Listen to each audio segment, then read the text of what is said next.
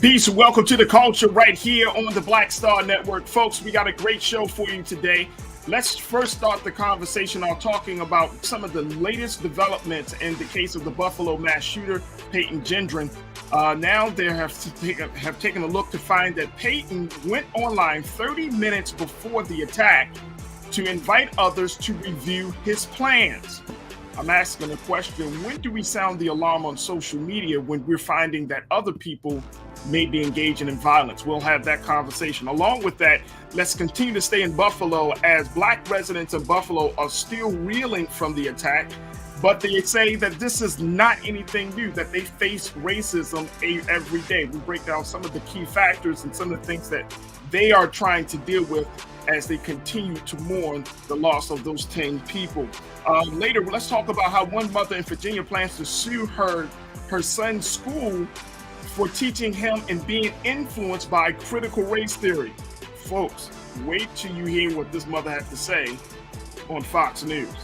A white mother, Black son, will get through the whole thing. And later, Tiffany Haddish releases a children's book, but the question that we're asking is, when celebrities get into spaces that they are not the most adept to being a part of, does that take away from the effectiveness of their message? We'll have that conversation with Culture Crew member and writer and author Nir Muhammad to get the latest about that. So we got a lot to get to. Stay with us. We are going to be rocking and rolling. So thank you so much for tuning in. It's the culture right here on the Black Star Network. Let's go.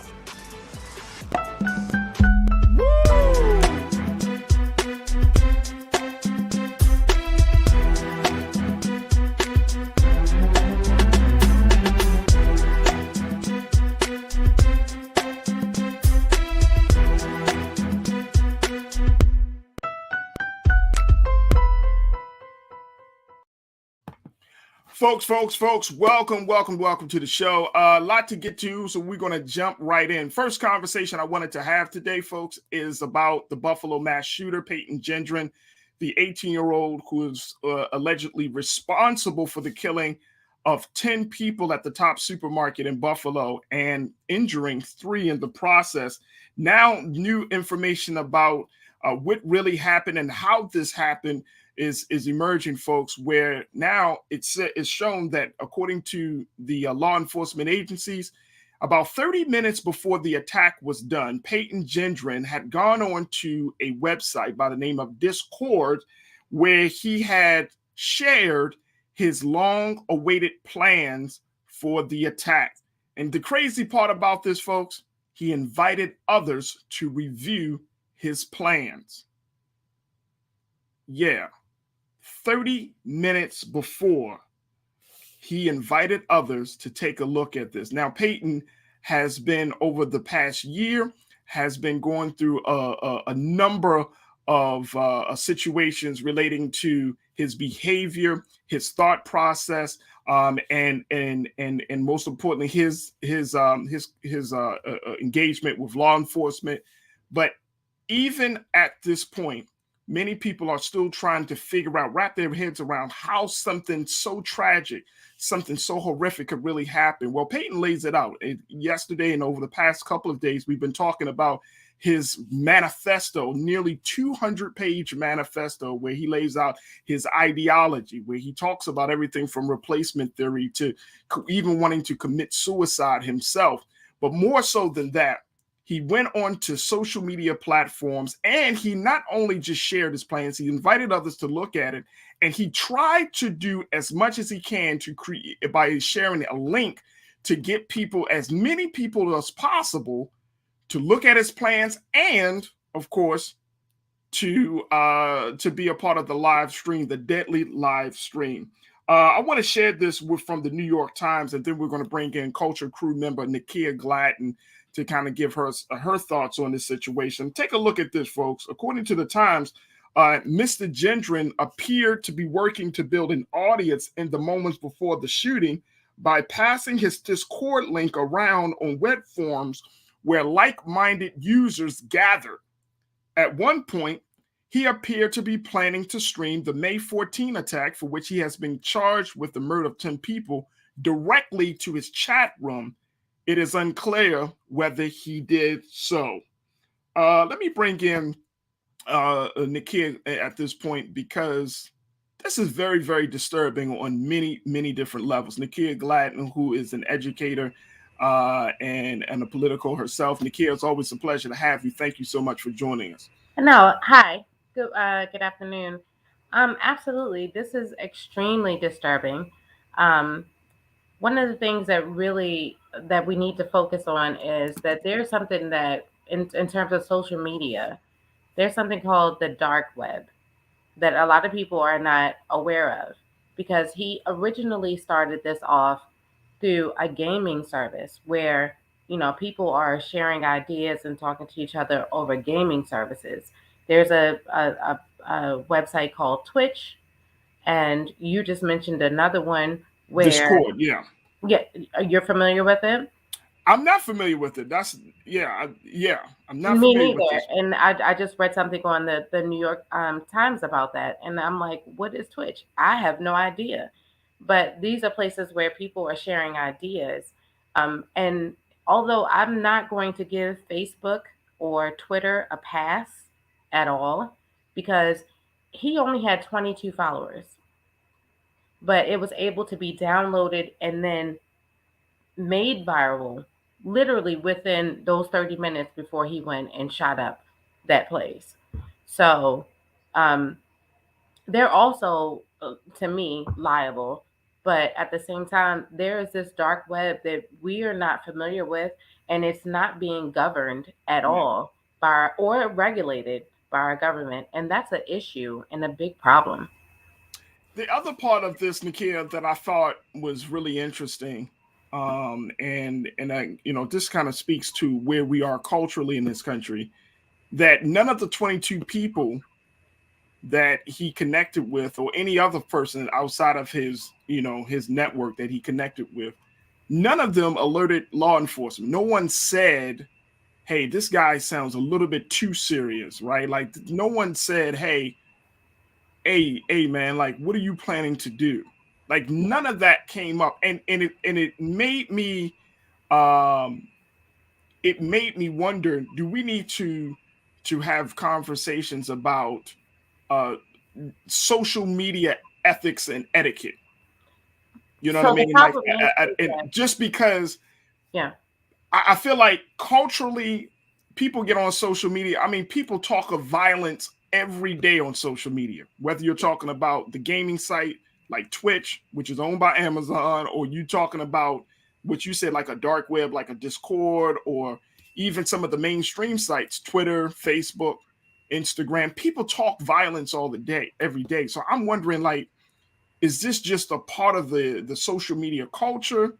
But how do we break through that? How do we Well, change it so that if someone is really saying that they're going to harm or hurt someone or kill someone, that it can be taken seriously? So there's two things here. The first thing I think is that when it came to him, um, the 22 followers that he did have were people who were like-minded people. So when they did share, download, and made that video viral, in my opinion, they shared that because otherwise, if I saw something like that, the first thing I would do would be to call 911 or to call whoever I needed to call in order to stop that from happening. So they were like-minded people. The second thing that I really am I question is like if I was to say to someone, "Oh, I'm going to shoot this person today," right?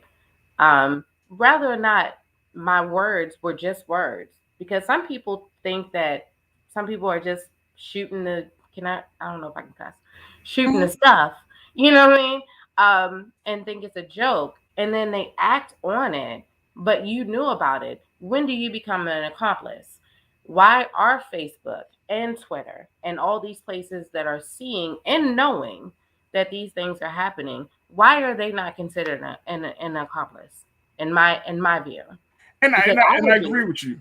I think that when we talk about um when we're talking about how should we engage on social media, Yeah. I think that's one of the big questions. Is like how do we make sure that people's rhetoric, people's language doesn't cross certain boundaries?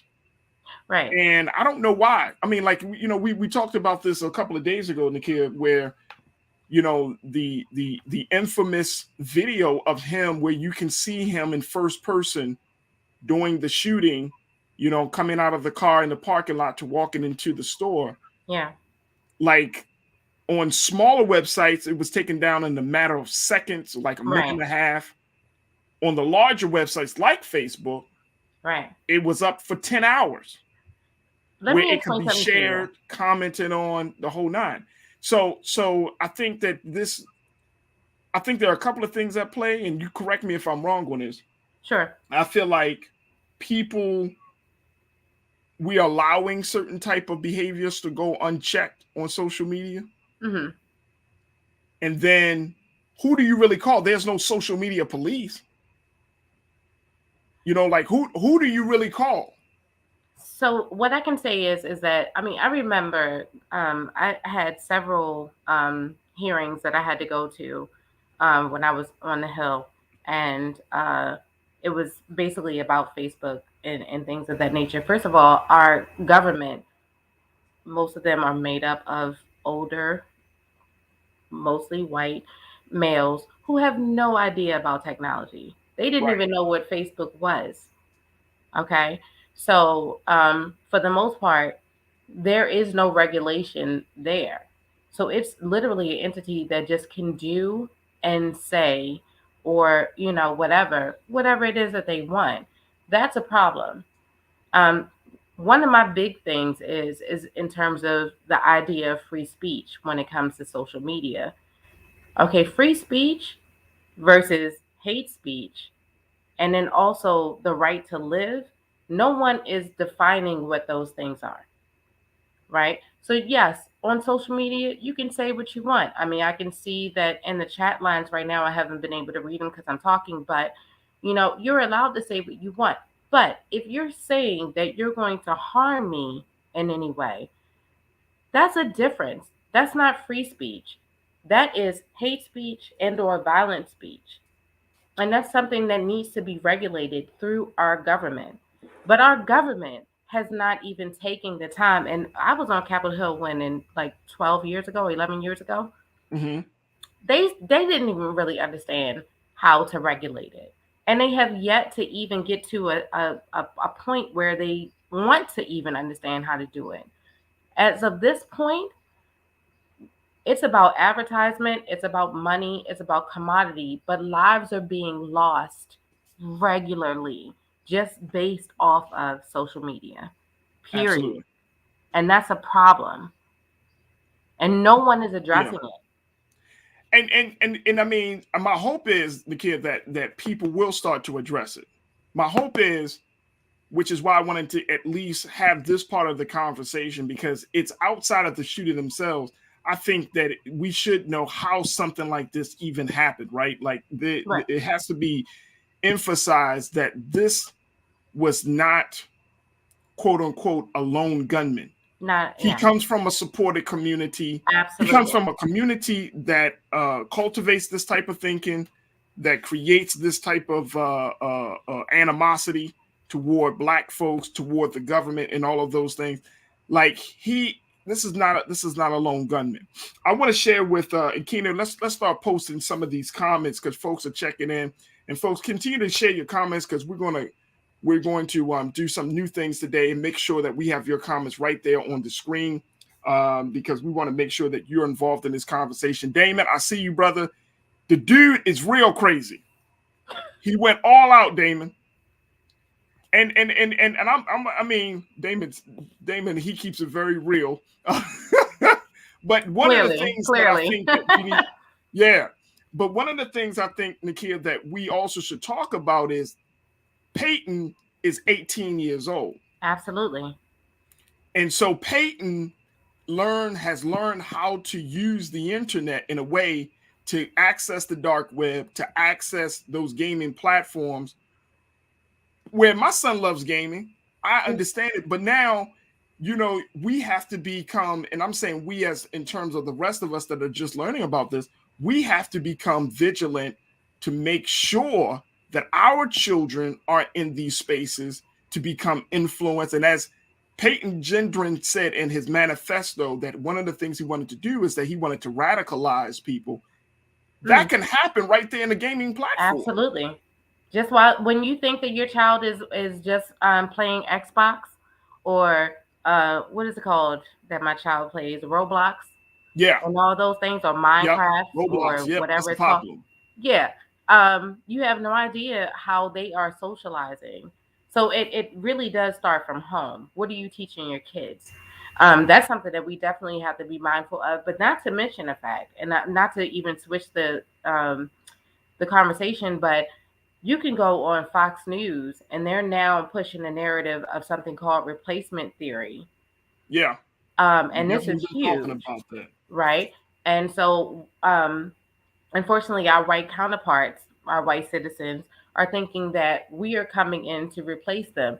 And that is a huge thing that is making them now feel like they're emboldened to make sure that we don't replace them. So now we're an enemy. And we hear that literally on a national, well, international, to be quite honest, platform. Yeah. Because Fox News, I was in Amsterdam and I could watch Fox News over there. So the fact of the matter is, we're hearing this around the world saying that people are trying to be replaced, and so now there's a territorial thing, and it's not funny. That's number one, and then number two, the fact that this young man was able to, he was dressed in garb as like a militant, Yeah.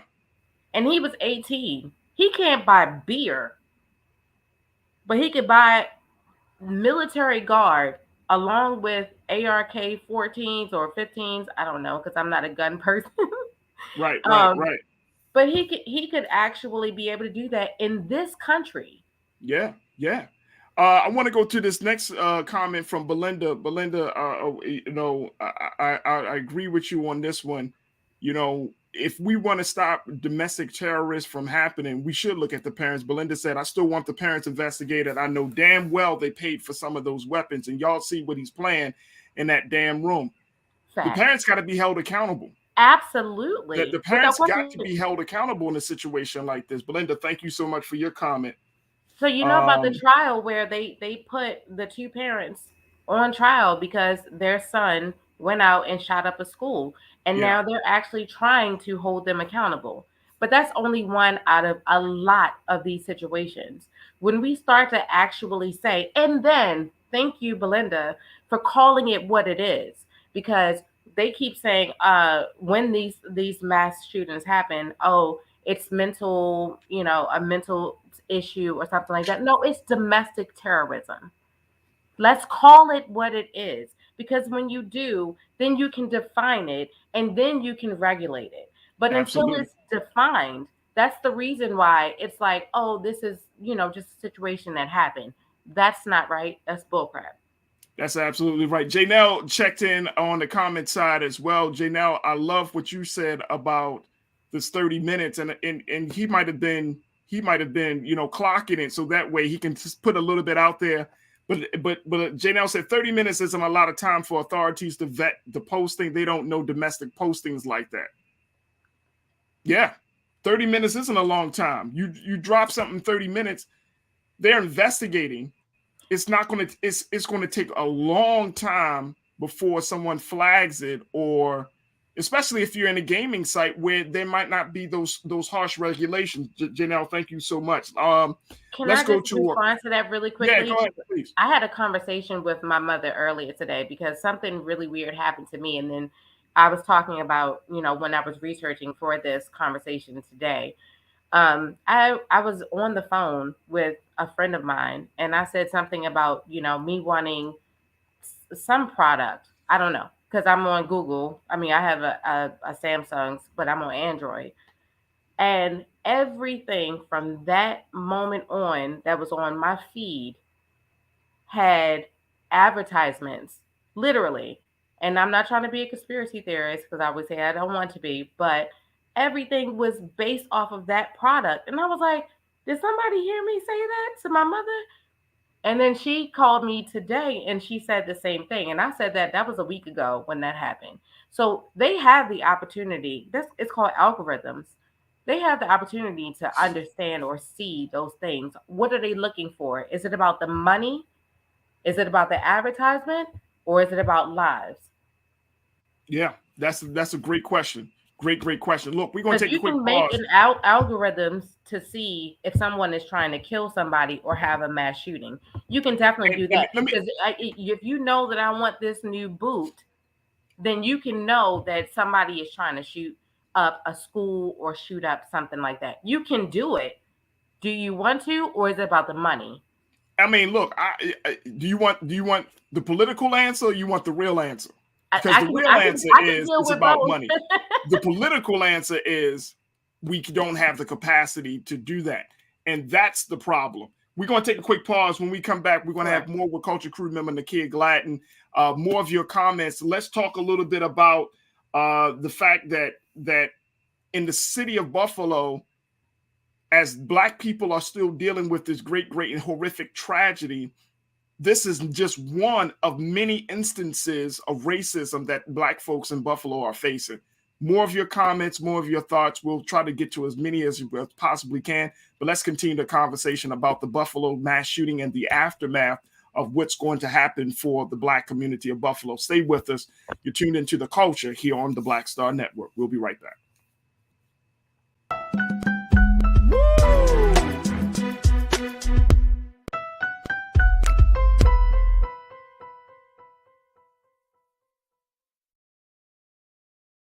Don't you think it's time to get wealthy?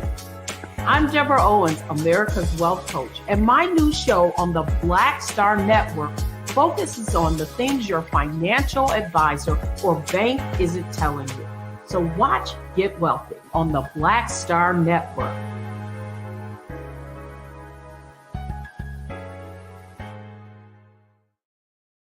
Pull up a chair, take your seat. The Black Tape with me, Dr. Greg Carr, here on the Black Star Network. Every week, we'll take a deeper dive into the world we're living in. Join the conversation only on the Black Star Network. Hi, I'm Dr. Jackie Hood Martin, and I have a question for you. Ever feel as if your life is teetering and the weight and pressure of the world is consistently on your shoulders? Well, let me tell you, living a balanced life isn't easy. Join me each Tuesday on Black Star Network for A Balanced Life with Dr. Jackie. We'll laugh together, cry together, pull ourselves together, and cheer each other on. So join me for new shows each Tuesday on Black Star Network, A Balanced Life with Dr. Jackie.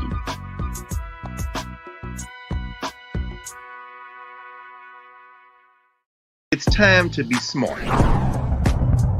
Roland Martin's doing this every day. Oh, no punching! Thank you, Roland Martin, for always giving voice to the issues. Look for Roland Martin in the whirlwind, to quote Marcus Garvey again. The video looks phenomenal, so I'm really excited to see it on my big screen. Support this man, Black Media. He makes sure that our stories are told. See, this difference between Black Star Network and Black-owned media and something like CNN. I got to defer to the brilliance of Dr. Carr and to the brilliance of the Black Star Network. I am rolling with Roland all the way. Honored to be on a show that you own. A Black man owns the show. Folks, Black Star Network is here. I'm real revolutionary right now. Roland was amazing on there. Stay black. I love y'all. I can't commend you enough about this platform that you've created for us to be able to share who we are, what we're doing in the world, and the impact that we're having. Let's be smart. Bring your eyeballs home. You can't be Black-owned media and be scared. You dig?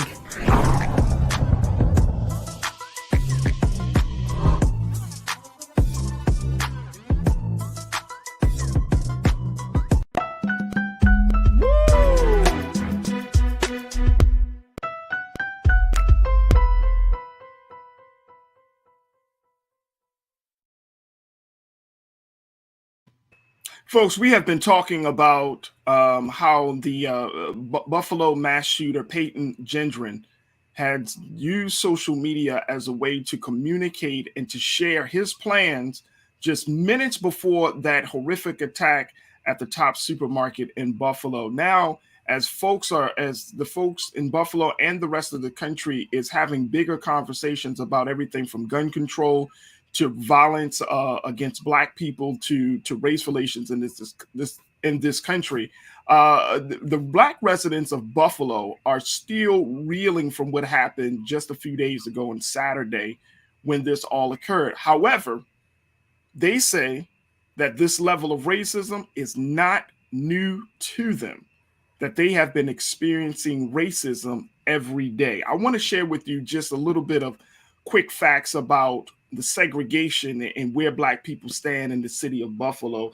Keena, let's post this a little bit, brother. It says that Buffalo is the 7th most segregated city in the country for Black Americans. Now, this is according to the Brookings Institution report. The Black population had a median household income, folks, of $28,320 in 2019. So just in 3 years, we're looking at that household income. According to the University of Buffalo report, with a 31% poverty rate, and white residents had a $49,156 income and a 9.1% poverty rate. I want everybody to just marinate on that. Take that in. 31% poverty rate for Blacks, 9% poverty rate for whites, $28,000 for the median income household income for Blacks, $49,000 for whites. This is a tragedy. And one of the big things that Buffalo residents have been saying is that they're segregated. The place where Top Supermarket is in East Buffalo. It's a majority Black section of the city. And this situation of what Peyton Gendron has done has startled and frightened so many people. This is based on the reports of residents speaking out against this. Has frightened so many people that people don't want to simply go to the store. Right. Older people. A lot of unfortunately, the victims themselves, the youngest victim, and correct me if I'm wrong, Nakia, I want to bring Nakia back into this, who is an educator and researcher. But one of the things I saw is that the youngest victim was 32 years old. So that means that most of the victims of this horrific shooting, 40, 50, 60, it goes all the way up into, I believe the oldest victim was 86 years old. Yeah. And the sad thing is that the 86-year-old, and I'm pretty sure, particularly with the elderly community there in Buffalo, they didn't have to just experience this now. They've experienced this throughout their lives. We've heard stories, us being the age that we are. We've heard stories, but we have not had to live through that actual trauma to that degree. They've been literally living through this all of their lives. And when you say living through this, you're talking about this level of racism. Absolutely. Gotcha. And then that fear that you can't go outside, you can't sit somewhere, you can't drink somewhere, you can't use the bathroom somewhere, you can't go into this restaurant, you can't go into this store without being followed. We have been traumatized. And I know that they have definitely way more than we have. And you can't help but to just, this is why I love my community as much as I do. The fact that they were able to persevere through that trauma, and still have to live through it to that day, and then still have the trauma that they may have to leave behind their offspring to go through that same trauma. When is it going to stop? So, when is America going to make that stop? And when the New York Times did this piece, one of the residents said, the devil was in this boy. The devil was busy. The devil was busy in this boy. Yeah. And another resident said, no, this is not the devil. This is America. Absolutely. Like, this is America, right? And I'm always going back to what Dr. Wimbush said earlier this week when we had him on, Nakia. Oh, he you said did? that Okay. we constantly make the statements like we're better than this. This is not us. And he says, no, we're not better than this. This is us. And I think that, and I'm finding out and seeing that if you don't call a spade, if you don't you're not recognize, very intentional you can't about fix the what a problem situation until is you and looking at it until for you actually admit what it that is, it exists. How that's can you the fix problem. a problem if you don't recognize that it exists? Yeah. See, here's the thing: most people who are being marginalized, we see it. We know that it's there.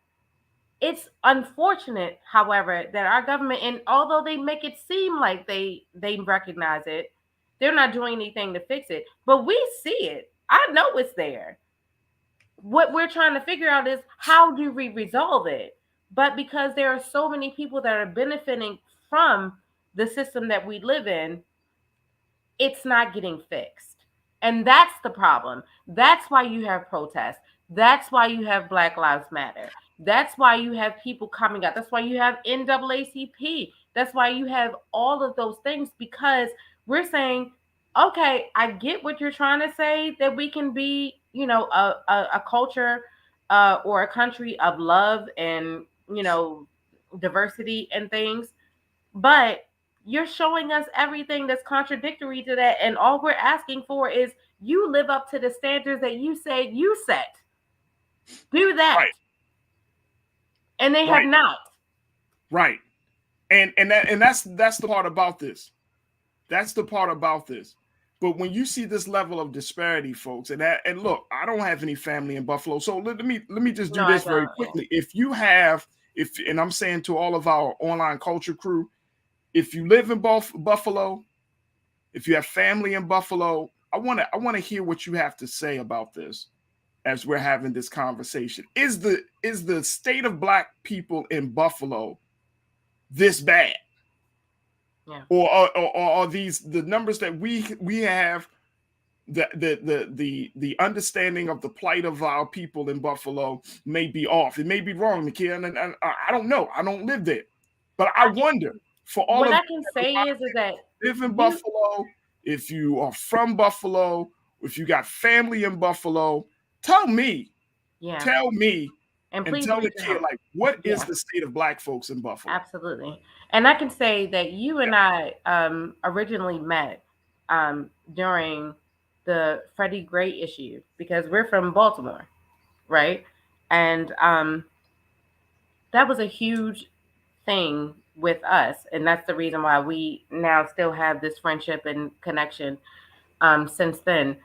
I can't imagine what they're going through. I just remember what we were going through here, because it was an uproar, because we were so surprised that if something like that would even happen. So, yeah, let's reach out to our Buffalo people and, do what we can do. Y'all can hit me up on Twitter. Let me see this. Mike V, I want to bring Mike V's comment. Mike, you always are being a part of the conversation. Mike said, look, he attacked our seniors. I considered any attack on our elders as a complete declaration of war. We might be there, Mike. No, I'm right there with you. We might be there. And here's the thing, because I know that a lot of people, and this is why I think, Nakia, that we have to be very, very mindful of how we have these conversations, because people are emotionally charged, naturally, understandably. But at the same time, we just have to know, okay, if we're going to talk about war, what do you mean? What does that actually mean? Because I think for Mike, and you've been part of the conversations, you are part of the online culture crew. Like I know where your sentiment is, but to some of us may listen to this show and get quote unquote radicalized. Yeah. They might listen to Brother Roland's show. I'm tired of this. Yeah. I'm tired of this.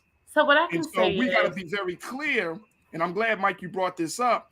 We got to be very clear about the language that we use, even as we're having this discussion. Go ahead, Nakia. I'm sorry. No, I'm sorry, and I apologize. But what I can say is that And a lot of my friends think that I'm sort of a nerd because I went into political science and worked on the Hill for as long as I did. But the reason why is because I feel like the reason why, and I know it sounds a little cliche, um, or like I'm fantasizing, but I want to go to the top because I believe that it has to be changed at the top. We can fight all day from the bottom. We can have voices. Now social media is saying, you know, that you can say what you feel, but that is a well-oiled machine. And no one, especially no one that looks like us, are actually going there, sitting there, actually being there in order to change it. Because we still live by whatever creed they set, period. Yeah. And if we don't have a lot more people looking like us, you ask a Shirley Chisholm, you ask a Frederick Douglass, you ask, you know, a Thurgood Marshall who shares the same birthday with me and from Baltimore too, so one of my favorites. But you ask them, they said, no, we have to go to the top in order to fix what's going on at the bottom, even though I hate that it's called the bottom. I wouldn't say that. Right. But you have to go there. And that, if the more people that we raise, us, that say politics is important, don't step away from your ability to vote. Make more people that look like you. And I understand some people that look like us could be, you know, a little bit skeptical. Be smart about it. But that is the most important part because they are running this and they expect us to be ignorant. Yeah. They want us to be. Because if we're not fighting, we don't know why our gas prices are as much as they are. We don't know why our taxes are the way that they are. We don't know those things because they anticipate that we are going to be ignorant. Let's not be ignorant. Let's be smart. Absolutely. Absolutely. Let me jump back to these the comments. Brother King Lee, Brother King always bringing some fire. He said it is so shameful that these so-called food deserts exist. Shameful. That's and Brother King Lee, one of the things that was reported about Tops, the supermarket, it's on Jefferson Avenue. It's on it's pretty much like the business corridor for East Buffalo, right? And the residents described it. I've never heard a supermarket being described this way, but the residents describe it, according to the reports, as not just being a supermarket where you get food and medicine, but also being a hangout spot. They give food giveaways. It's like a community space. So this part of Buffalo is this section, East Buffalo is very. This is all predominantly a black area where black folks stay within the boundaries of East Buffalo. The other part about that is that Tops is such an important spot for this community that they don't have access to get to other places. And that's why the food doesn't exist. That's the crazy part about it. Crazy part about it. And I've read this. They still got some of the caution tape up, and people still got to shop there. The shooting happened on Saturday. Now, there is trauma. Can you imagine the trauma, folks? I want y'all to really tune into this real quick. Can you imagine the level of psychological trauma?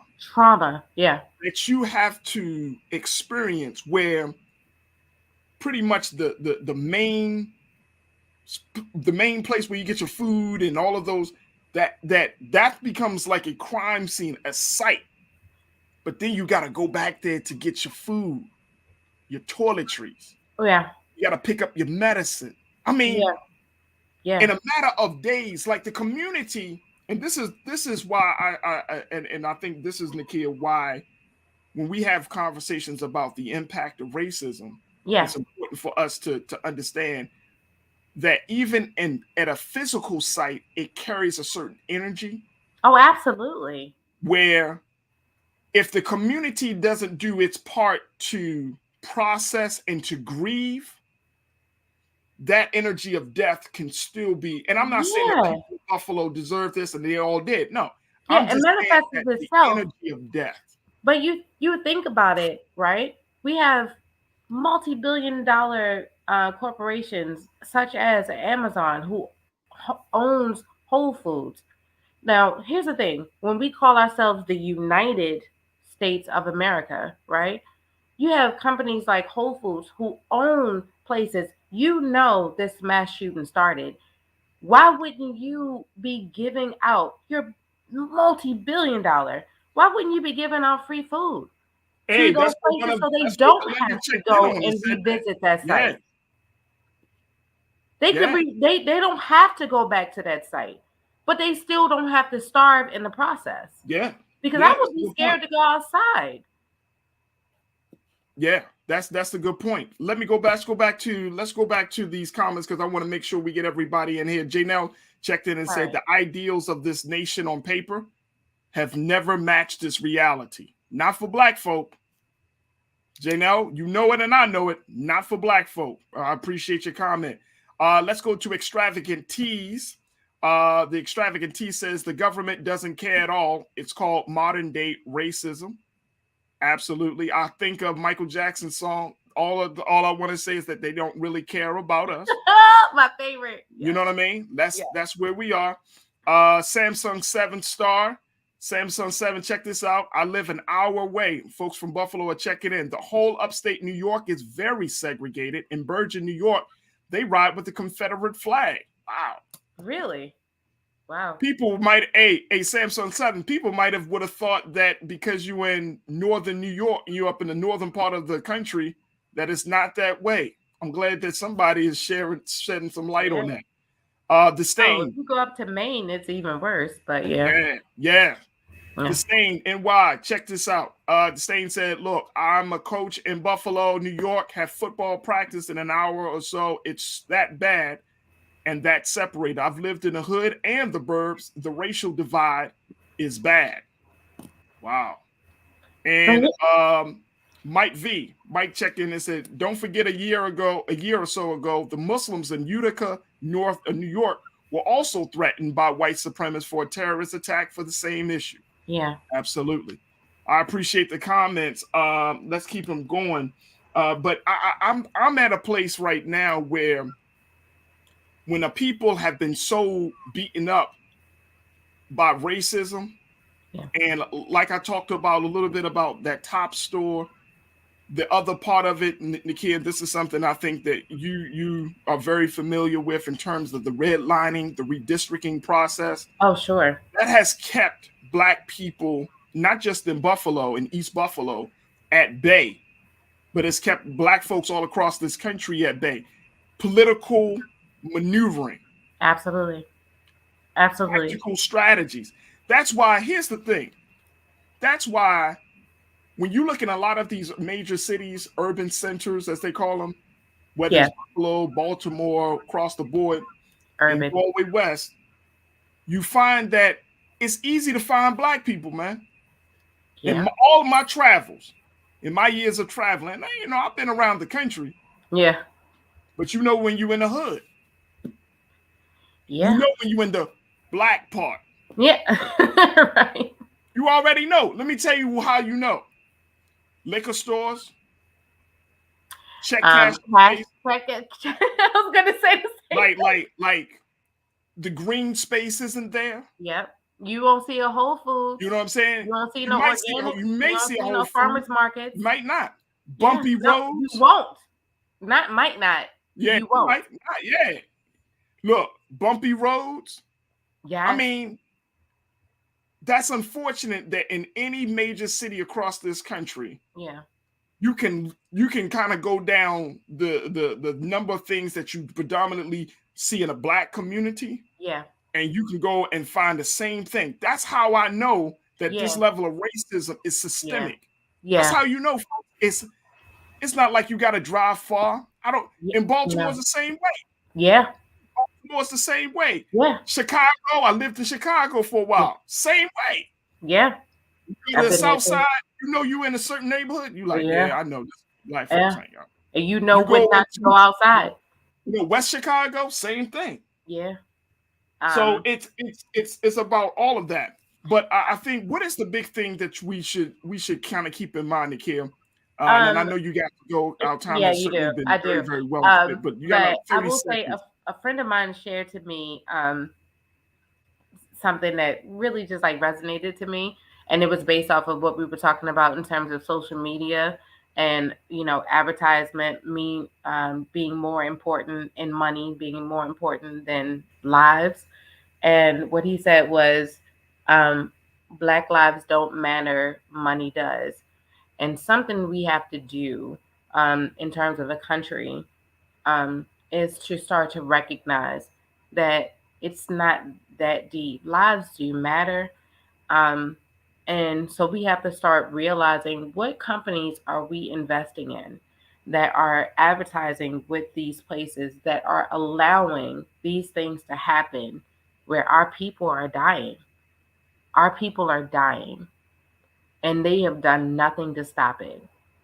And that's a problem. Yeah.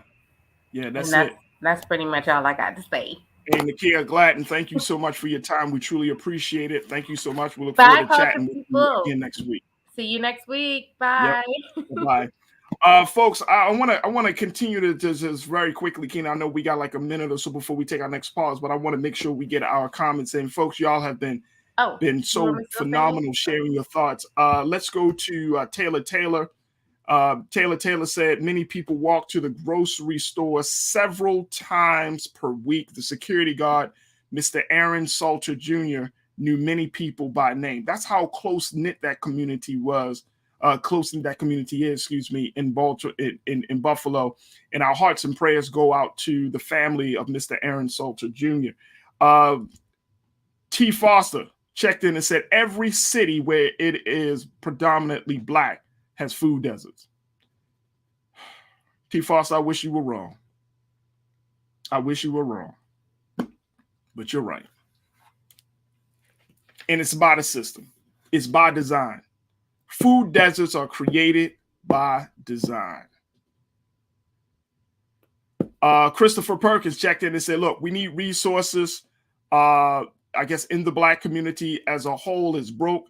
We need all new political leadership in Congress. I say fire everyone at the CBC and the NAACP and Sheila Jackson Lee and Maxine Waters. Wow.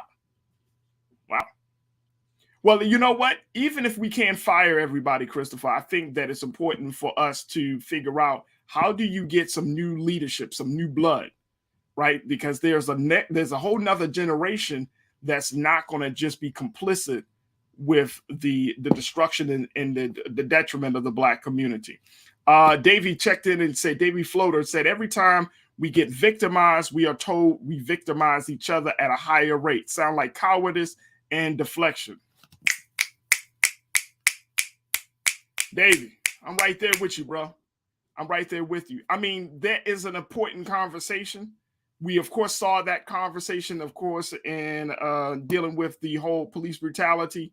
Well, Black people kill Black people at a higher rate than police brutality.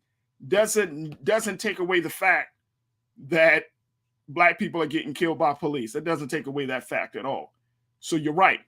There is a lack of accountability there. There is some deflection, and certainly there is some cowardice. And if you look at, and I appreciate those comments, thank you all. If you look at the fact that we're in this space, in this culture, then we all have a great responsibility to do something. Now, does that mean you can go out there and save the whole neighborhood? No. But what I liked and what I'm seeing and what I'm reading and understanding about the city of Buffalo, Black folks there, Black people are resilient. We are some resilient people. We can bounce back like no other, right? Even in the face of death. Even in the midst of death, we can find life. And I know that could be the case for East Buffalo. I know that could be the case. Big shout out to those Buffalo. We got word today that some of the players from the Buffalo Bills came out and showed their support for Buffalo. Let me make sure. I want to make sure I get all of those names. Okay, we got 4 Buffalo Bill Hall of Famers that came out. Thurman Thomas, Bruce Smith, Andre Reed, and Jim Kelly all visited the neighborhood where the shooting took place today. So big shout out to them. My hope is this opens East Buffalo up to some resources and, more importantly, to some healing. I just can't get out of my head, folks, that imagine you going to a supermarket where 10 people was killed less than a week ago. You still see the caution tape. I'm not going to suggest this because in that part of Buffalo, they need to figure out how to find another place. They need a new supermarket. Right for East Buffalo, somebody needs to open up another supermarket. That is like sacred ground. I wouldn't know what to do. We had a shooting at a supermarket here in Baltimore a couple of months ago. Next day, the supermarket opened up. The community needs to grieve. The community needs to grieve. But I understand that if you don't have those resources in those spaces, I understand that it might be hard to shut down a whole supermarket. People have all of their needs and everything, but y'all help me on this. Y'all just got to help me. Y'all just got to help me. But I don't know what to, like, we need to, that community needs to find peace and healing. It is not fair. And as I'm going to say this before we take a quick pause, it is not fair to expect that a community that has undergone such a tragedy to bounce back with no resources, with no one there to help that community to heal. And I'm not saying that no one is showing up. People are showing up, but I'm talking about, you know what I mean? You got to remove the energy and the cloud of death from Tops Market. Because now that energy is right there in the neighborhood. It's affected every single individual, man, woman, and child. All the families have to carry that weight. It's in the food, it's in the air, it's in the water.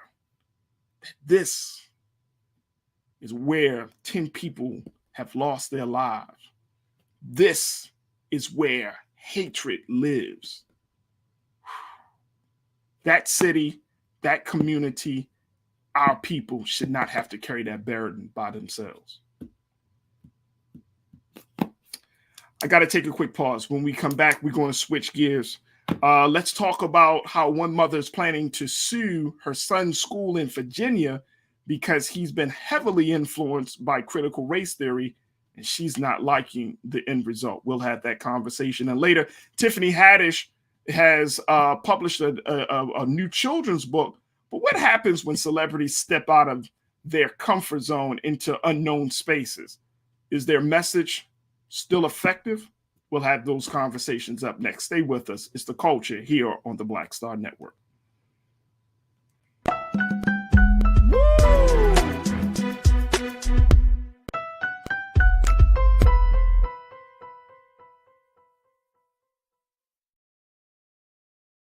Don't you think it's time to get wealthy? I'm Deborah Owens, America's Wealth Coach, and my new show on the Black Star Network focuses on the things your financial advisor or bank isn't telling you. So watch Get Wealthy on the Black Star Network.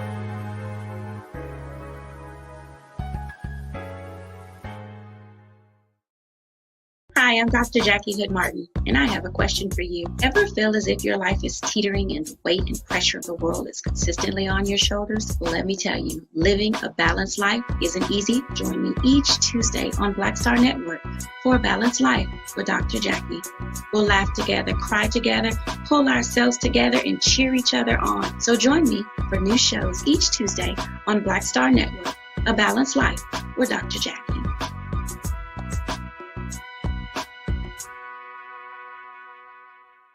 Pull up a chair, take your seat.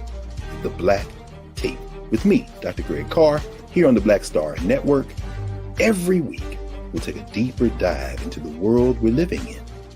Join the conversation only on the Black Star Network.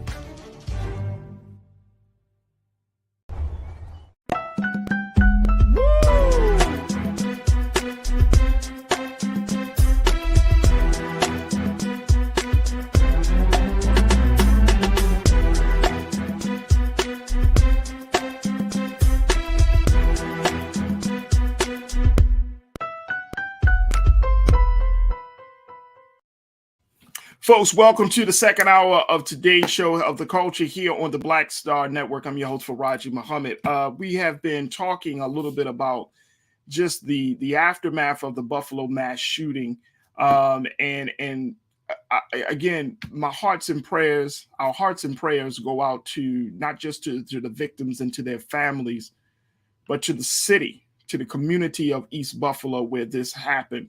I hope and pray that we will be able to see some real justice in this horrific shooting. But just know and believe, folks, that the work of healing after such a tragedy is going to take some time.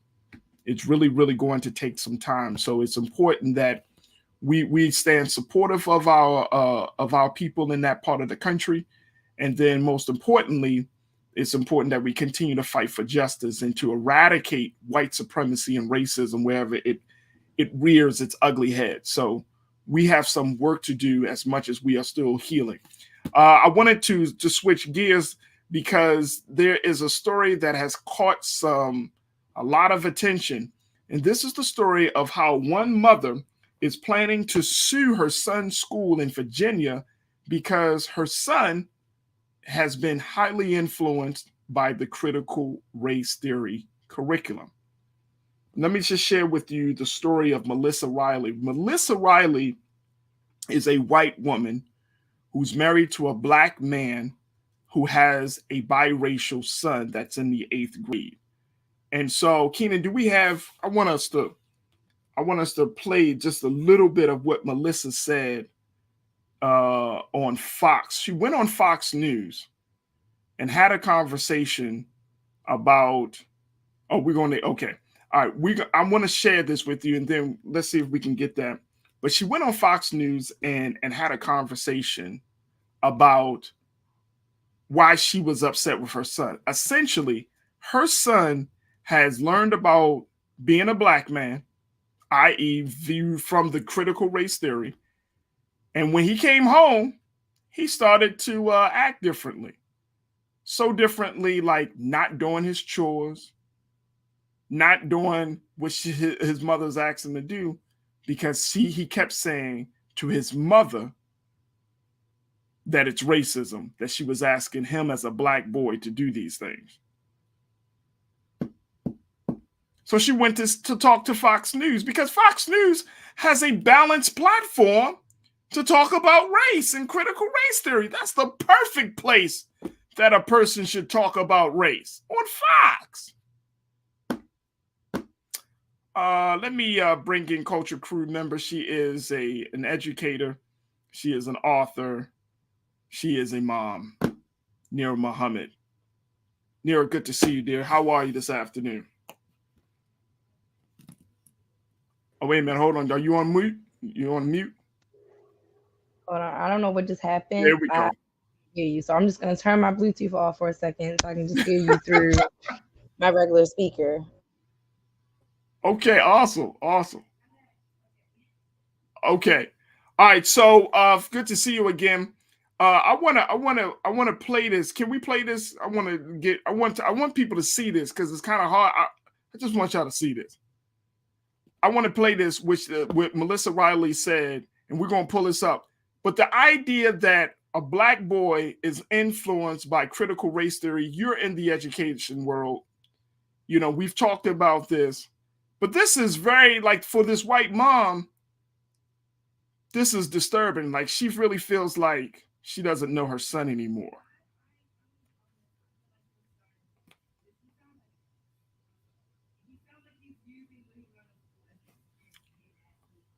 Hold on, let me make sure we got your sound in. Okay.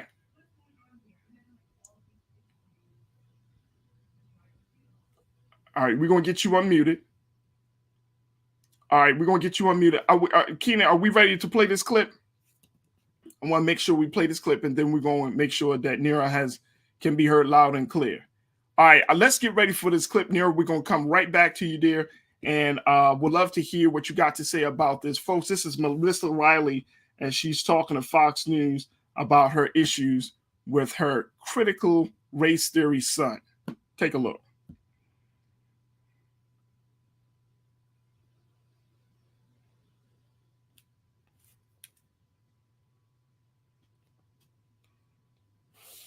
Looks like we're still having just a little bit of issues. There we go.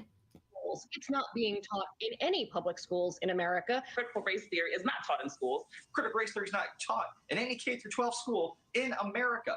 That's a lie, and a dangerous one. Critical race theory is being taught in American classrooms, and it's damaging the way our children view the world. Melissa Riley saw the radical curriculum at her 13-year-old son's middle school in Virginia. Melissa's son is biracial, but he'd never talked about his race or racial issues until the school forced it on him. Melissa is now suing his school, claiming they brainwashed her son. Melissa Riley joins me now, along with her attorney Ryan Bangert, Alliance Defending Freedom Senior Counsel. All right, so Melissa, your son is, the father's black, you're white, and he'd never mentioned issues with race before, you're saying? What exactly changed? Right. We didn't have issues before. He's in 8th grade. They introduced this critical program, and now he's having racial issues that was not there before. What kind of racial issues is he having? Well, he's seen himself just as a black man. He's seen things that don't go his way as racism, and he's finding safety in numbers now. So when you're saying he gets a bad grade at school, he blames racism, or a girl rejects him on a date, racism, are those the kind of things you're seeing? Yes, I asked him to clean the house, racism, yes. You're kidding, right? Or are you serious? No, I'm serious. They have totally changed his perspective. They have put him in a box. So you're saying he doesn't want to do his chores because that's racist? He's using it as an excuse because they've told him that that's how people see him, is as a black man that the world is against, and shows it as a negative now. All right, so counselor, you're going to litigate this because obviously this is brainwashing and it's having a deleterious effect on this young man's brain. Is the school fighting back? What are they saying? Oh, we don't teach this, we don't do this? Well, they certainly are fighting back, and they don't deny what they're teaching.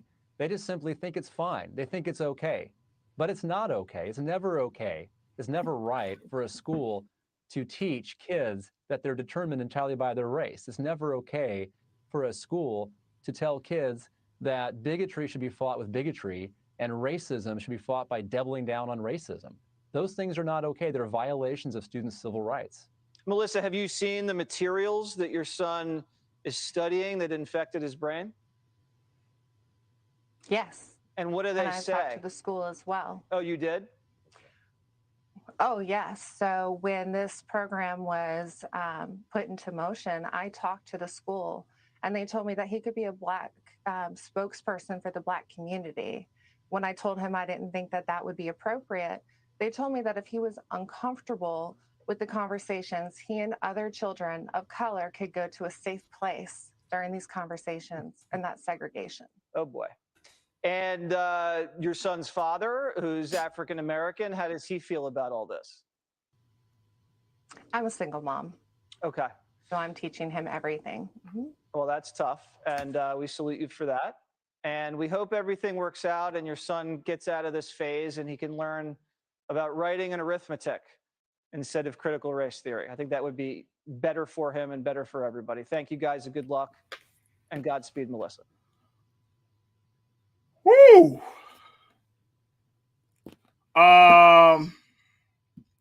That's a lot to unpack, folks. That's a lot to unpack. Can I start off by saying that her son is like such a smart ass? The fact that he took critical race theory and used that as an excuse to get out of doing everything around the house, it's pretty genius. Clearly he wanted to rile up his mom and get her upset, and he succeeded in doing that. I'm gonna just start there. Farajii, were you not weirded out though by the very beginning when she wouldn't say critical race theory? She wouldn't even use the word race.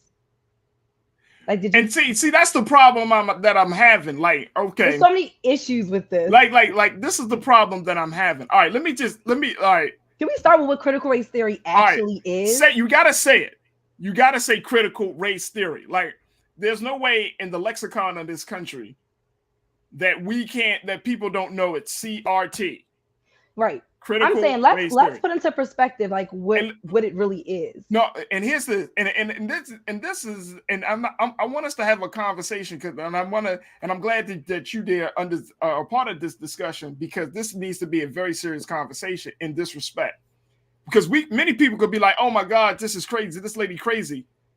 But people don't understand, especially if you're talking about Black people, if you're not Black and you marry someone that is Black and you produce a Black child, there is a responsibility on your shoulders as the parent of that child to make sure that your child understands who they are. Which we can see that she does not. She doesn't even really want to acknowledge his Black side. So the Black D was good for her, but having the Black son, that seems to be an issue. But it wasn't an issue for her to lie down with a Black man and conceive a child, but she can't even use the term race. I'm not understanding. That's the first conversation that I want to have with her. What made it okay for you to lie down unprotected and have sex with a Black man, but you're operating from a racist point of view? If you watch that video, she does not seem to be proud to have a Black son. She does not seem like she's embracing his Blackness, that she even wants him to understand or know that his skin color does mean something. And then she doesn't even understand what critical race theory is, because if she ever took a moment to say, well, you know what? Let me see, what is critical race theory? In itself. No, that in itself. Exactly. She doesn't even know what it is herself. So you're upset that your child is learning that the institutions in America, i.e. our social justice system, education system, that they aren't steeped in racism. You can honestly say that. It's just like, wake up, lady. She's living in this bubble that she's created, or that she's been, I don't know, possibly raised in. But I'm just very curious as to how she even ended up with a Black man. I think that's the part that I'm kind of like. I think like that's the $64,000 question, right? Like you don't like Black people, right? Like, you don't sound like you like Black people, let alone having a Black child. Yeah. All right, I want to bring some comments in, because it was a fantasy of hers that she had in college or some shit. Maybe, and maybe that's why it didn't work out. Maybe that's why she's a single mom at this point. I don't know. It's weird. I don't know. Let's start posting some comments, Keenan, because a lot of people want to check it in right now.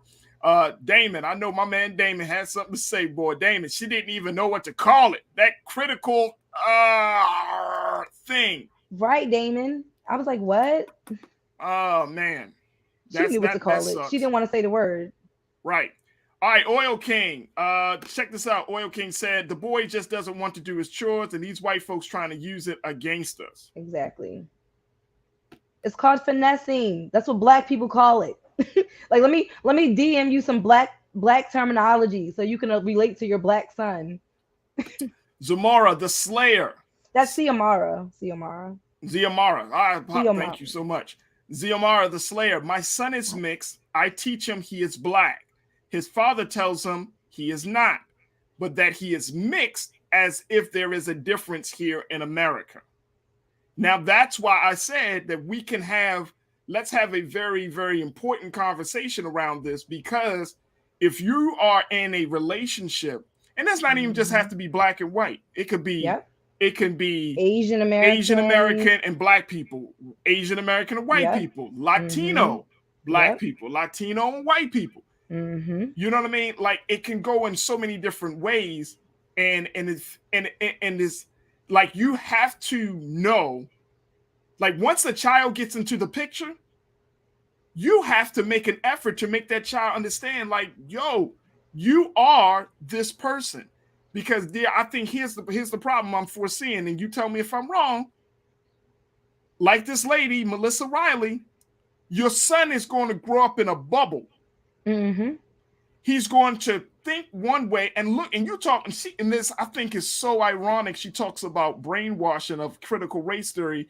When you don't teach your son about being a black man, he's clearly a black boy. He's clearly a black boy. What are you doing? Babe, she has an issue. She literally said he's finding strength in numbers. That I translated that as he's starting to hang around black people. And she Which doesn't bothers like his it. mom.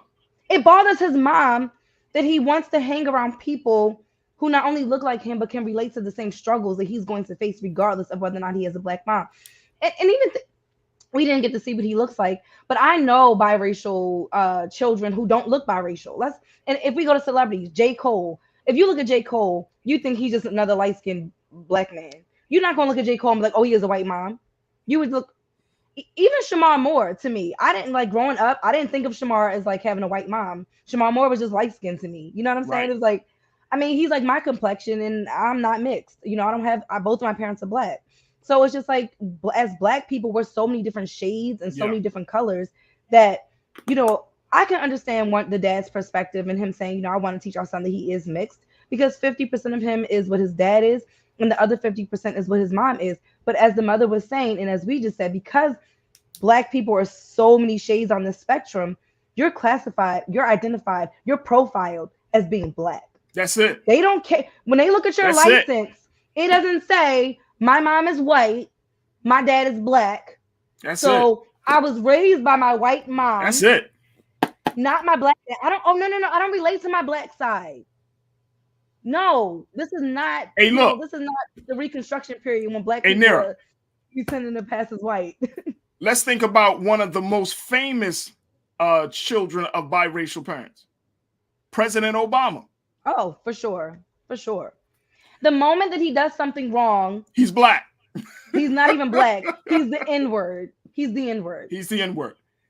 Let's go back to the comments. Tiana, she mad at her baby daddy. Exactly. Tiana, and you know what? And I mean, we can laugh at that, but I think that in the real sense of things, and Tiana, I think you're absolutely right. She might have some real deep-seated serious affairs of the heart. Yep. Because did you see her response, her body, like her language when she was like, when they asked about the dad, he's not in the picture.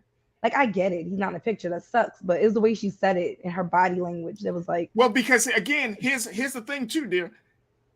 When we think about single mother homes, who's the first person that we think about? Oh, a black woman. So now here's a white woman having to carry that stigma of got by a black man too. A single mother raising a black boy. Now it sounds like based on that interview, like she got full custody. I don't know what the dad is. She made it sound like dad wasn't even in the picture. Dad didn't even have no. So she said, "I'm teaching him everything." Yeah. Now that could be, but we don't know what the other side is. The dad this may be a situation where dad's been fighting to be a part of the kid's life.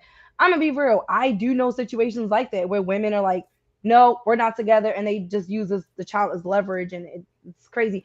I would never just be like, I want to put that all on the dad, because there are a lot of good dads out there who want to be good dads and aren't given the opportunity. So black men, I got y'all back. No, I always got my brother's back. And here's the thing, though. The thing that I it's, and I mean, look, this is just my school of thought, folks, and this ain't, whether you agree with it or not, we could talk about it. But the fact is, A woman can't just raise a black boy by herself expecting him to be a man. It's been done. Mm-hmm. We know it's been done. We can go down that road and we can have all the conversation about it. Yes, we know But you women gotta add raise black football boys. coaches. You have to add in the mentors, the uncles. Come on, man. Like, the stop big acting like the cousins, man in a boy's life Mr. is not Larry. needed. They need a black man. That's why we That boy need a black man. That's why we had the conversation about the importance of having more black male teachers. Facts. So if they're not in the home, at least they might be getting it in the school. We've been, but black men, I just want to say real quick, we need you in the home, or not even. And that's not to say if the relationship doesn't work, you got to stay in the home. But the child needs you on a day-to-day basis. I'm not talking about you just pop in once a month. Your child needs you. It takes two people to make a child. So there are two people needed to raise that child, whether you're in the home or not. Yeah.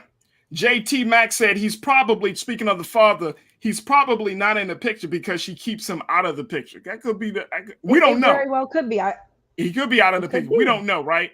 I mean, that could be a situation. Sonia checked in and said, look, the mother is seeing how her son is breaking out of her bubble and beginning to see how his black side is being treated in America and questioning everything. And honestly, like, yes, I think that maybe and even in his way of handling what he's learning at school, clearly I know his teacher is not teaching him that, oh, because you're black, when your mom tells you to do your chores, not to do it. That's not even what critical race theory is. That's not what he's being taught. This is him choosing this method to rebel. He's choosing to be rebellious and using, oh, well, I can't do this, mom, but maybe he's rebellious because, mom, you're not allowing him to learn about himself. Yeah. Maybe he's rebellious because you have him in a setting, constantly in a setting where he feels like he is the minority. Because let's be real, your son is the minority. When you take him out all your little country club friends, he's still going to be the minority. He's still going to have the feelings that he's feeling. And Bubble, he's about to go to high school. I don't care if you're white, black, whatever your race is. When your child starts to get around that 14-year-old mark, they are going to start branching out. I don't care if it's a two-parent household, whatever. That's the age when they start getting a lot more curious about a lot of things, and they may or may not discuss all those things with you, but they are going to try you. They're going to try their hand to see, what can I get away with? How's my parent going to respond? That's what children do. They test us.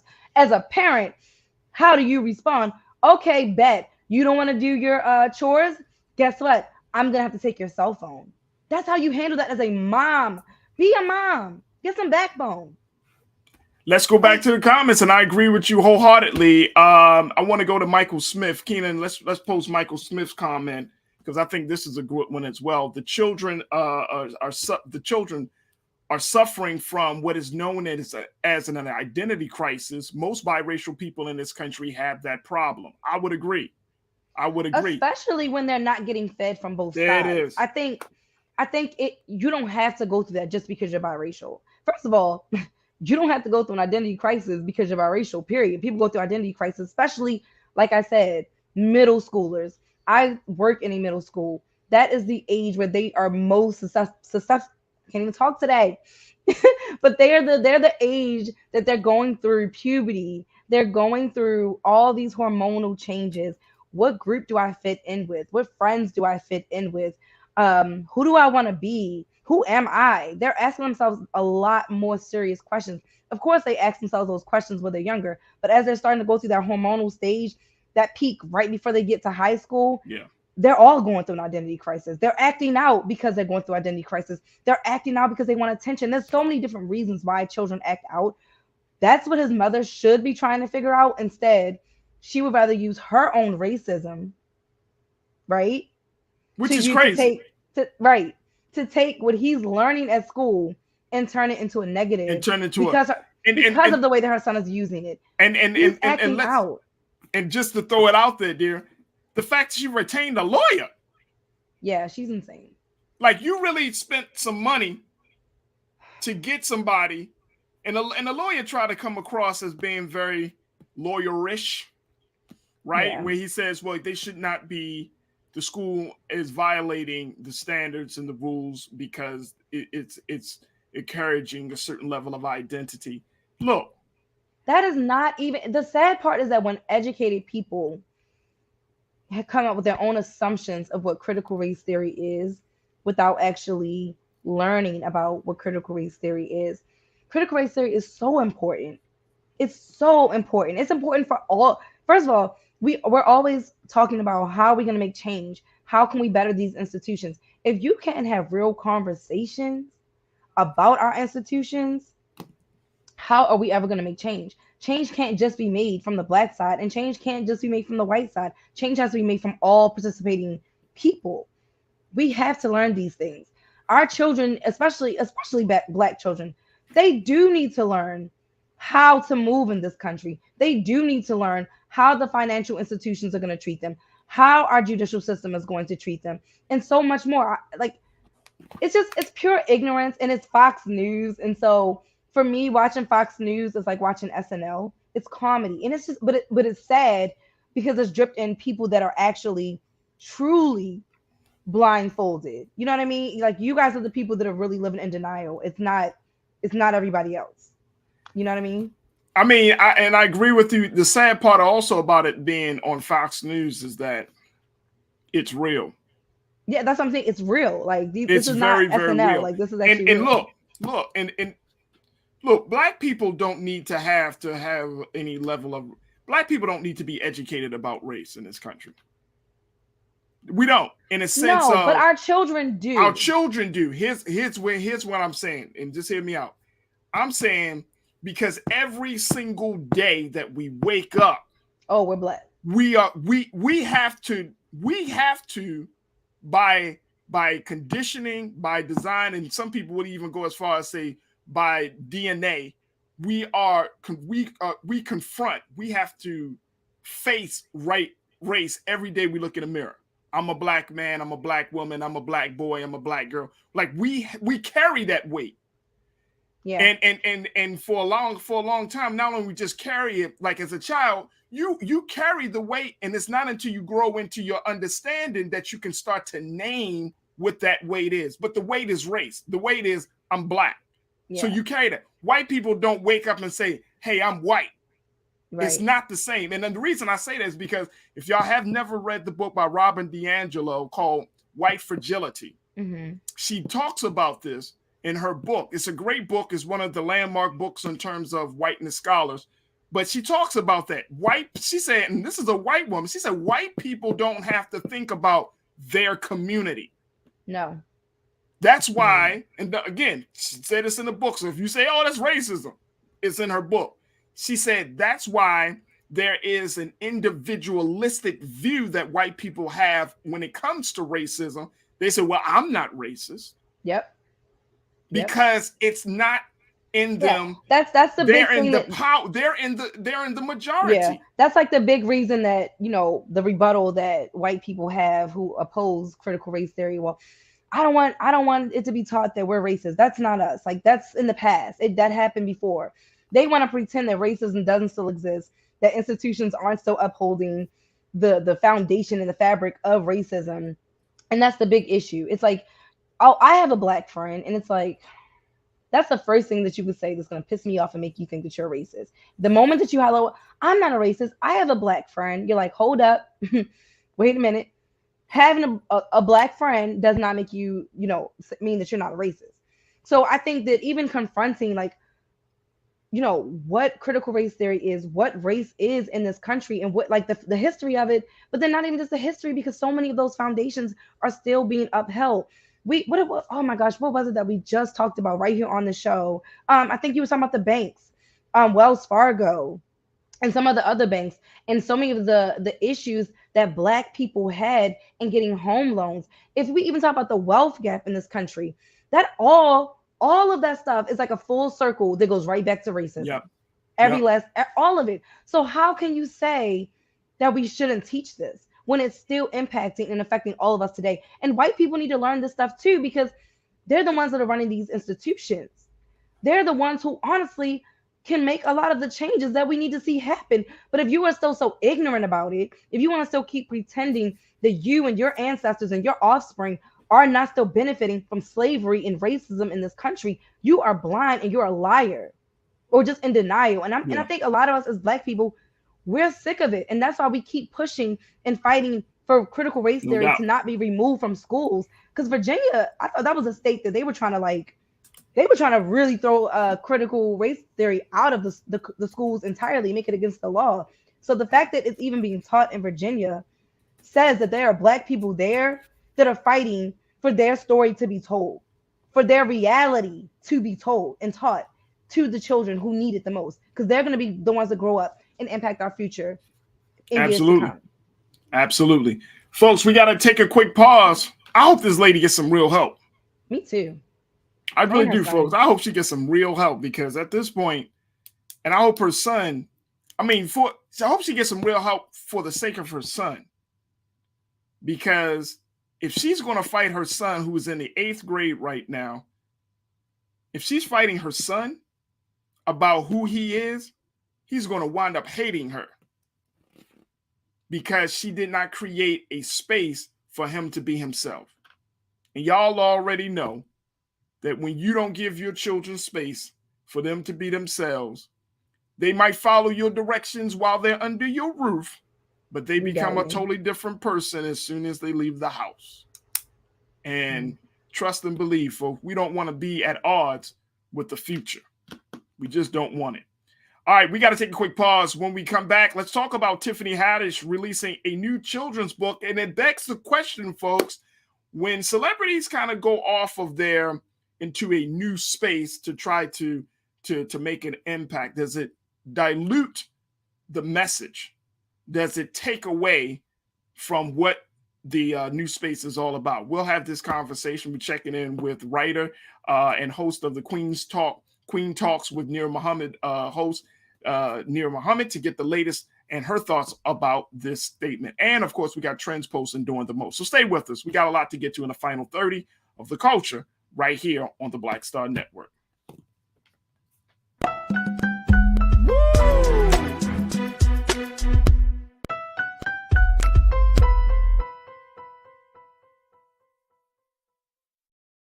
Pull up a chair, take your seat. The Black Tape with me, Dr. Greg Carr, here on the Black Star Network. Every week, we'll take a deeper dive into the world we're living in. Join the conversation only on the Black Star Network. Don't you think it's time to get wealthy? I'm Deborah Owens, America's Wealth Coach, and my new show on the Black Star Network focuses on the things your financial advisor or bank isn't telling you. So watch Get Wealthy on the Black Star Network.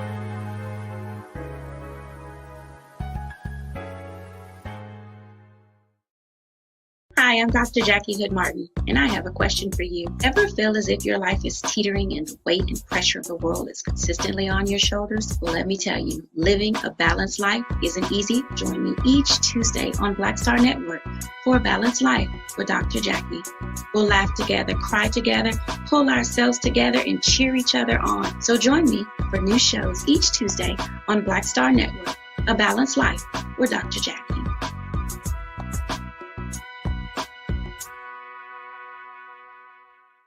It's time to be smart.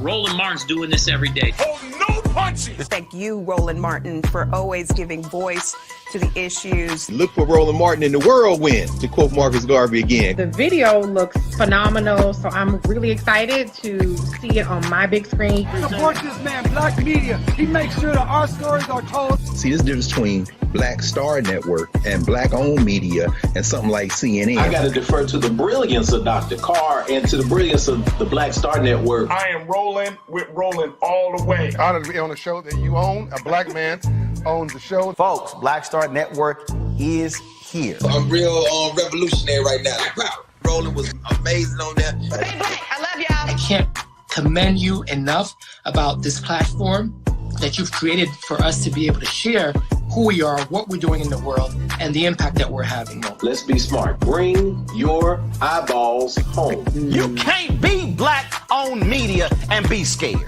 You dig?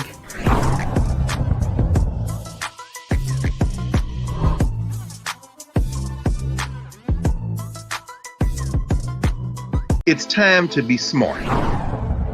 When we control our institutions, we win. This is the most important news show on television of any racial background. Y'all put $2, $3, $4, $5, $10, $15, $20, $30 on this and keep this going. What you've done, Roland, since this crisis came out in full bloom. Anybody watching this, tell your friends. Go back and look at the last 2 weeks, especially of Roland Martin Unfiltered. I mean, hell, go back and look at the last 2 days. You've had sitting United States senators today, Klobuchar and Harris. Whatever you have, you can bring to Roland Martin Unfiltered to support it, please do, because this information may literally save your life. Watch Roland Martin Unfiltered daily at 6 p.m. Eastern on YouTube, Facebook, or Periscope, or go to RolandMartinUnfiltered.com. Support the Roland Martin Unfiltered Daily Digital Show by going to RolandMartinUnfiltered.com. Our goal is to get 20,000 of our fans contributing $50 each for the whole year. You can make this possible. RolandMartinUnfiltered.com.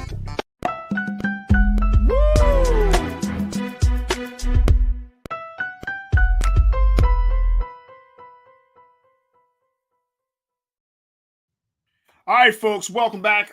Let's talk a little bit about how one celebrity is deciding to use her voice, and that is comedian, actress, Miss Tiffany Haddish.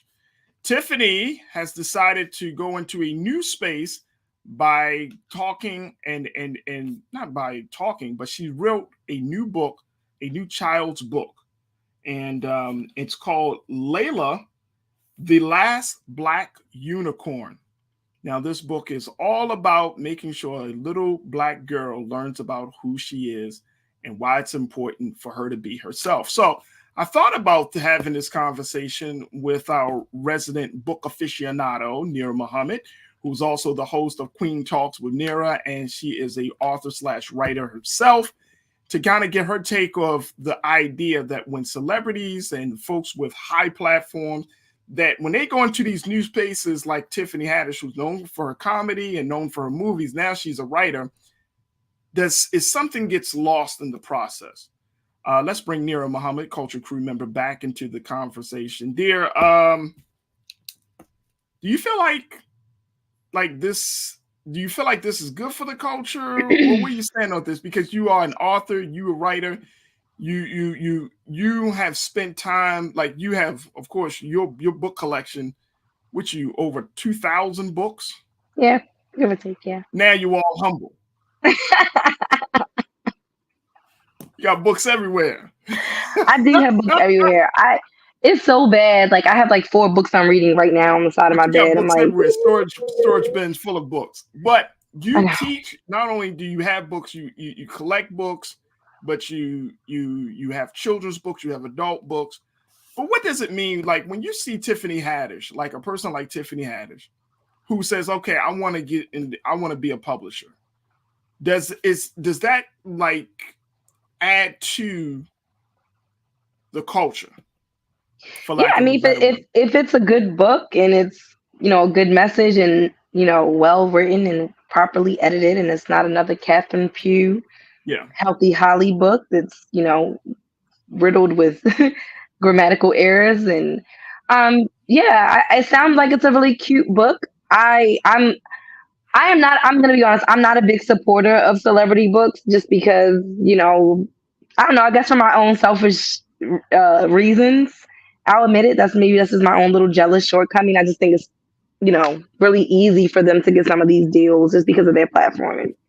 So you saying that you can get a book deal, whereas if you're if you're a writer who sent out query letters all over and trying to get your book picked up by a publisher and you're constantly just overlooked, and sometimes you do feel like for a celebrity they can easily they have those connections, it's easy for them to get books published, and then often they get they put their name on a book that they didn't write. Obviously, most of them don't write their own books, I'm sure, but it sounds like it's a really, really cute book. I'm actually curious to see it. It sounds like it's a very adorable book. And by all means, do your thing. I see a lot of celebrities going in these different directions. Yeah, it looks really cute. So it's about a unicorn. Okay, cool. That's cute. No, I'm sorry. first, like I was thinking, like I was thinking that's different. She didn't want to go with like a little black girl. She wanted to do the last black unicorn. So she's as an anomaly to play on race. Okay, cool. I like it. It's cute. It's a cute book. It's a children's book. And you're very I'm happy that Why? we're having this Well, conversation. like it says New York Times best-selling author and comedian. Oh, that's right. She did the other book. So she had another book that someone wrote about her. Right. It's called. I think this one is the last book she had previously was just called Layla, if I'm not mistaken.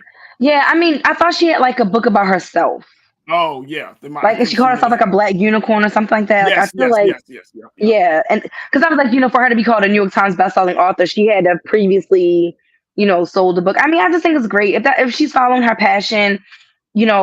I guess now a lot of celebrities want to show that they're versatile. They're not just actors or comedians. I see a lot of them getting into, owning their own liquor and, hair care products, all these other things. I'm not a huge supporter of celebrities, hair care products and things of that nature. I personally prefer to support small businesses.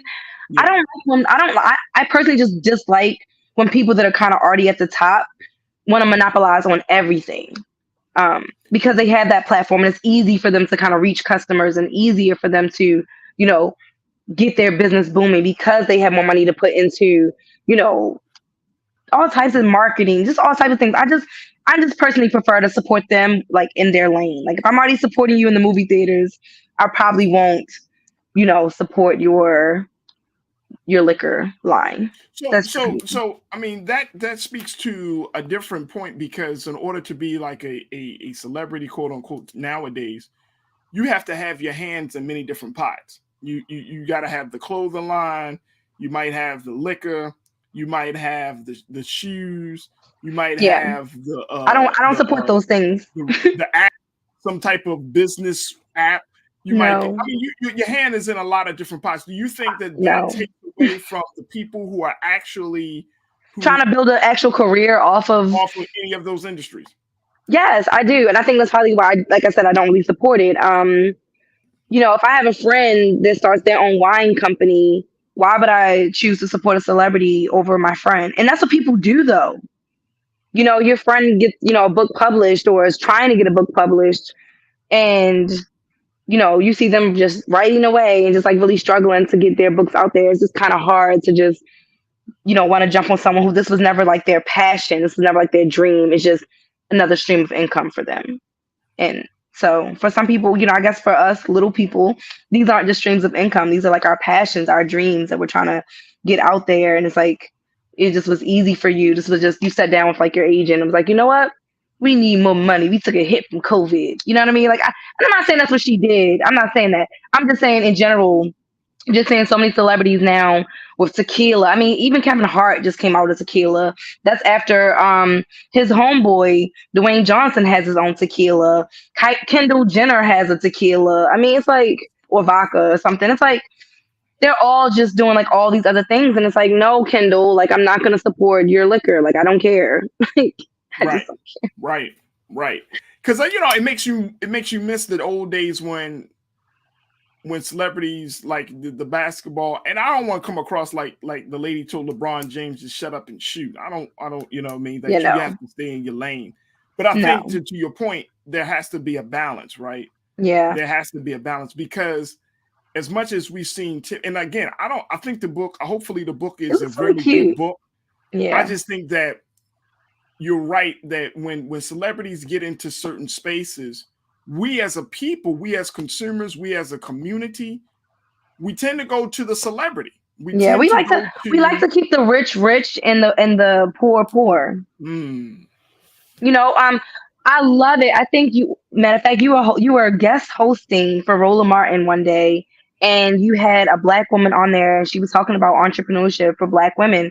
And she said that the average Black female entrepreneur only grosses about $24,000 a year. Yeah. That's not a lot.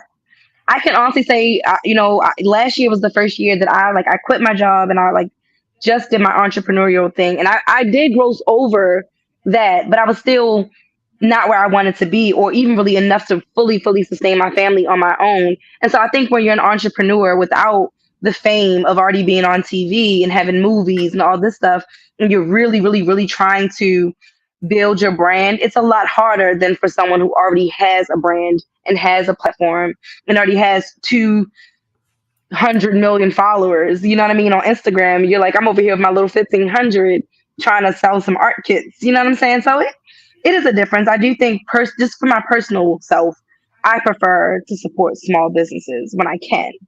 And I guess that, when we're talking about culturally, how do we get our people, how do we get our community to see that, hey, the little woman, the little man, the little person, the little business owner is providing, products and services that are just as valuable, and if not more valuable. And when your money goes to the small business versus to the mainstream celebrity platform, you're going to reap the benefits of that. How did we get to that place? I think one thing, because everyone relies so heavily on social media, even for making purchases, I think we have to boost up our friends, boost up those brands that we know that we love. There's a woman on my page who hosts these amazing picnics. I love, every time I see her post, I like to share them. The girl who did my, I'm not gonna say the girl, but the lovely queen who did my eyebrows. When people ask me, wow, your eyebrows look good, who did your eyebrows? I'm so quick to say, my eyebrows are crazy right now. I'm quick to give them her information, and she's gotten customers and clients off of that. My business was as successful as it was last year because of Black women. Black women were referring me to other Black women to host their paint parties. Most of my stuff didn't even come from social media, to be honest. Most of it actually did come from, hey, I was at one paint party that you did, or hey, so-and-so was at a paint party that you did for them. What are your rates? I would love to book you for a paint party for me. So that's one thing. Black people, unfortunately, it is what it is. We have to show up. And I'm not going to just say Black people. I'm going to say small businesses in general. When a big company makes a mistake, we just say, oh, that must have been just that particular employee. We don't blame the entire company. When a small business has a hiccup, we blame the entire company. So we have to, one, get out of the habit of doing that, accept that all people are human. But then as small business owners, we do kind of have to show up. Like, we have to show people that our product is just as good, or our service is just as good, if not better, than going to one of those larger corporations. And then again, leaving good reviews, sharing the web pages, referring whoever or whatever company you use. If you like a certain candle maker, or there's a certain woman that you go see to make your waist beads, advertise them. It's okay if we're quick to advertise Nike, Jordan, Gucci, because every time you post a picture on your IG or on your social media and you're wearing something and you can see the label, you're doing free advertisement. If you can do free advertisement for Gucci, why can't you do free advertisement for your friend's business? Right. Excellent point. I think that's a great point. And I think that's why we're in the place that we are in. Janine checked in and said, if a celebrity wants to get into a space and the product is something that is being put back into the community to improve it, what is the issue? And Janine, to your point, I don't think that's an issue. I think that we're talking about, when you overlook, when you make the conscious decision to say, okay, I'm going to buy this. You might have two of the same products.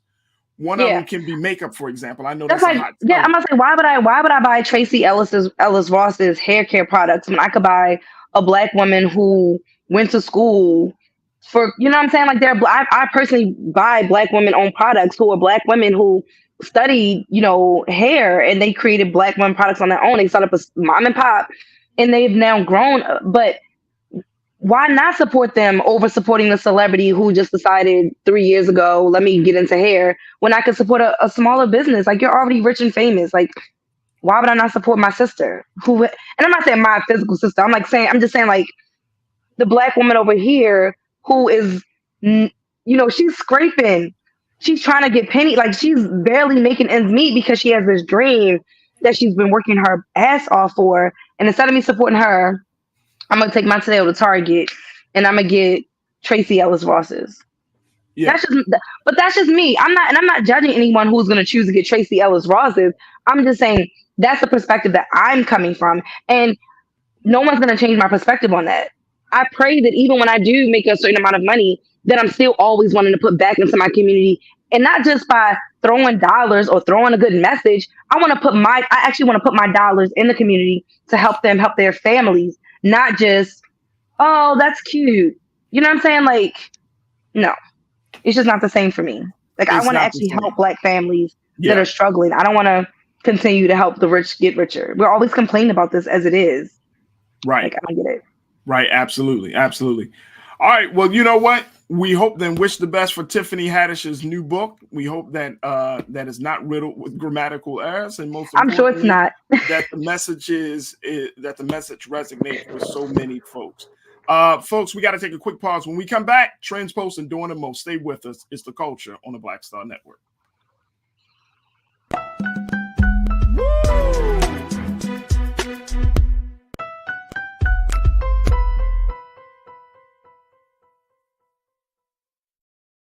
Hi, I'm Dr. Jackie Hood Martin, and I have a question for you. Ever feel as if your life is teetering and the weight and pressure of the world is consistently on your shoulders? Well, let me tell you, living a balanced life isn't easy. Join me each Tuesday on Black Star Network for A Balanced Life with Dr. Jackie.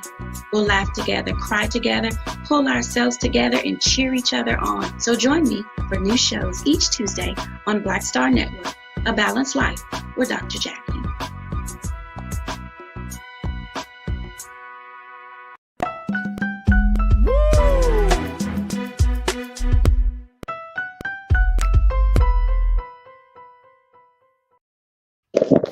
All right, folks, time for Trends Post and Doing the Most, your favorite segment. All right, let's talk about what's trending right now. First and foremost, here's something that's trending. The ex-cop who was a part of the killing of George FLoyd pleads guilty to manslaughter. As part of the plea deal, Mr. Thomas Lane will have a count of aiding and abetting second-degree unintentional murder is dismissed. He was a former Minneapolis police officer. He pled guilty on Wednesday to a state charge of aiding and abetting in the manslaughter and the killing of George FLoyd. And he will have a count in an abetting second-degree unintentional murder dismissed. Him, along with J. Alexander Kuhn and Tu Tao, has already been convicted on federal counts of willfully violating George Floyd's right during that May 2020 restraint that led to George Floyd's death. So the state is recommending a sentence for Lane in the amount of 3 years for just being there, which is below state sentencing guidelines, and has allowed him to serve the time in a federal prison. He has not yet been sentenced in the federal case. Dear, what you thinking about that?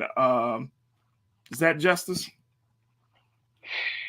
It's better than nothing. I'll say that. Yeah. Hopefully it'll set the precedent that, you know, just being there, you're guilty too, because you could step in, you could actually help, you could have changed the trajectory or the outcome of what happened with George Floyd had you had just stepped in and said, hey man, that's not a protocol. You know, I mean, we do it all the time, but again, police have this thing where they're just like, oh, that's my blue bro, I can't check him. But check each other. Like, that's still your brother. It's still your brother, even if you're like, bro, Joe, chill. Like, you know you can't have your knee on somebody's neck like that. Right. Let me just you look a little hot and heavy right now. Go ahead over there. I got it. I'm gonna handle it because I could see it's about to get crazy. You know what I'm saying? Like, step in when you see like your partner is not handling a situation correctly. So you daggone right. I definitely think that there definitely needs to be some sentencing. He does need to do some jail time, because maybe that will start setting the precedent for other police officers that, you know what, if I don't step in, I'm gonna go to jail too. Yeah, there it is. There it is. Belinda said Farajii still a slap on the wrist in comparison to the crime, no doubt. And Janae said he better not get his job back ever. Oh, not for even sure. in security. That's where them jokers go. They be like, you I'm a can't security even guard. Or they they might get on TV and start teaching us about law enforcement. They're like, but I think you just kill a man. Yeah. All right, folks. Speaking from that, let's switch over to Tulsa, Oklahoma. Here's a great story to end today's show with.